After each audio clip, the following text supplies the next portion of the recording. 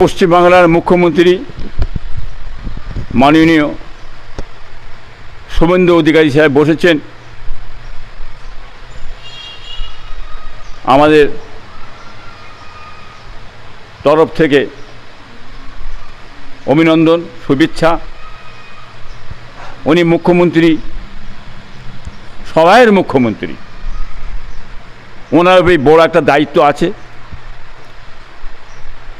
ওনাকে সেই দায়িত্ব নিয়ে কাজকাম করতে হবে। জাতি, ধর্ম, বর্ণ নির্বিশেষে সকল জাতির দিকে লক্ষ্য করে ওনাকে কাজকাম করতে হবে। অতএব সেই হিসাবে আমরা বলতে চাই যে উনি মানুষের সকলের পাশে দাঁড়াক, মানুষের কাজ করুক, দেশটাকে খুব ভালোভাবে চালাক, দেশে যাতে শান্তি ফিরে আসে, গোটা দেশে অশান্তি যাতে না হয়। হ্যাঁ, এটাই আমরা চাই। সেইখানে ফুরফুরা পীর সাহেবের তরফ থেকে আমি ইব্রাহিম সিদ্দিকী, আমার অভিনন্দন, শুভেচ্ছা, ভালোবাসা।